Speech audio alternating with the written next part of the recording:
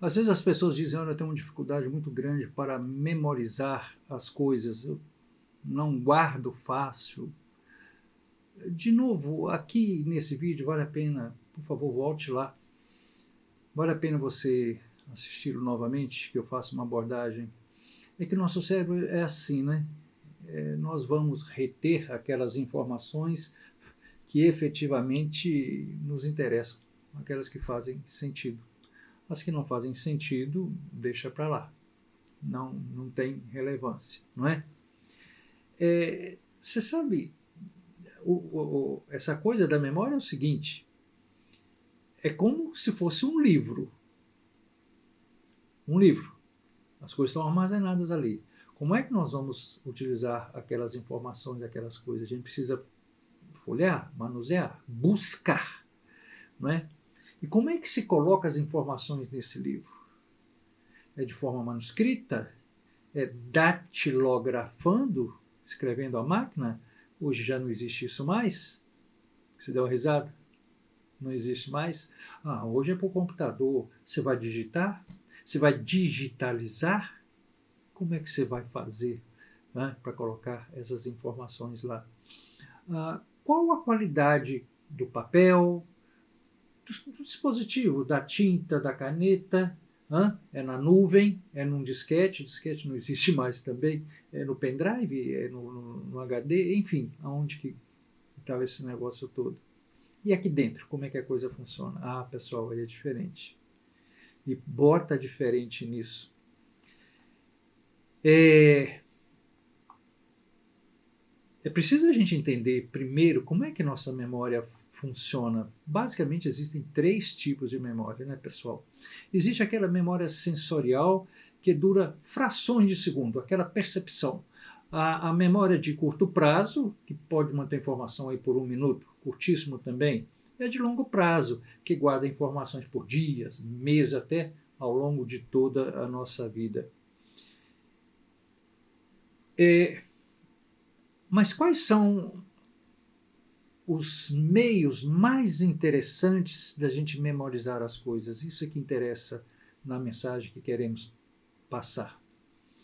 Existe um primeiro método chamado mnemônico, que é muito interessante. É quando a gente tem assim algumas referências que a gente não esquece. Não mesmo. Há mais de 40 anos atrás, uma professora, olha só, uma professora de química, ela escreveu lá no quadro a seguinte frase: Dom Pedídrico disse a Monsueto, perigoso mosquito no bico do pato. O que é isso? Olha as terminaçõezinhas aí. São aquelas designações daqueles compostos químicos e tal. Eu lembro disso. Mais de 40 anos se passaram. Uma técnica de memorização. Eu tinha um automóvel, a placa era 7497, eu não guardava de jeito nenhum aquele número. Eu falei, gente, olha que interessante, 7497. 7 vezes 7, os dois números, dá 49. Os dois números. Então, 7497. 7, 49, 7. Percebe? Isso é método mnemônico, que é ótimo, é quando a gente adota uma estratégia nesse sentido para guardar. Associação de imagens e conceitos. Você quer ver um exemplo?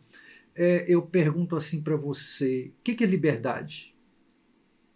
Você lembra de um pássaro voando?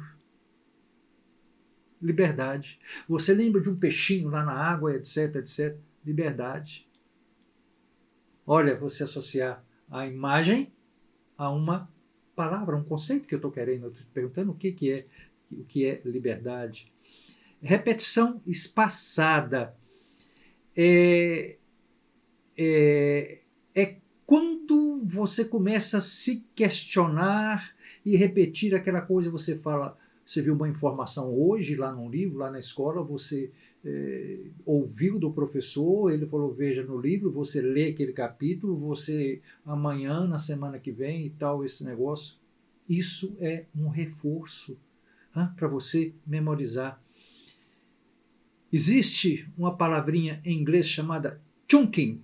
que a divisão em partes menores. O nosso cérebro é capaz de lidar mais facilmente com informação quando são organizadas dessa maneira, de forma fracionada. Vocês já observaram aquele número lá do código de barras? Às vezes você vai passar aquilo lá no caixa eletrônico, aquilo não passa, enfim, aí você tem que digitar aqueles números. Imagina se alguém falar aquele número por inteiro, o número de telefone e tal, esse negócio todo. Então, quando a gente fraciona, né, fica mais fácil para entender. Eu digo assim, por gentileza, fale rapidinho, eu faço esse teste com meus alunos, rapidinho, a palavra cineangiocoronariografia. Inconstitucionalissimamente. Cineangiocoronariografia. Cineangiocoronariografia. Isso que é fracionar. O método Lossi, não sei se a pronúncia é Lossi ou Lott, que diz que associa uma informação a locais específicos. Então, por exemplo, você sai para comprar leite. Aí você fala, opa, o leite fica onde aqui? Na geladeira. Ah, não, ele fica naquela parte lá do armário, né? Lá na cozinha. Então, quando você tem essa concepção, essa facilidade, é mais fácil para você memorizar. Eu preciso fazer uma reforma na garagem. O que é importante? O meu veículo que está lá. Lá onde? Na rua ou na garagem? Ah, é na garagem, eu preciso mexer lá. Localização, informação. Técnica do palácio da memória. É bem parecido com essa anterior, mas olha só com o método Lott. Ao percorrer o palácio da sua mente, você se lembrará dessas informações. O que é isso? O que tem lá no palácio? Geralmente relíquias, quadros e tal, esse negócio todo. Então, o que é mais importante está na sua cabeça? Eu quero falar eu falo assim, me empreste um dinheiro. Tantos reais. Opa! Então, essa coisa localizando para opa, quanto eu devo, qual é o meu saldo, como é que é isso, qual a possibilidade. Essas coisas são tudo bem localizadas. Eu preciso de um dinheiro para financiar, para pagar aquilo, etc, etc. Prática de recuperação. Como teste, né, prático que envolve a repetição do processo de lembrar. É recuperar ativamente a memória.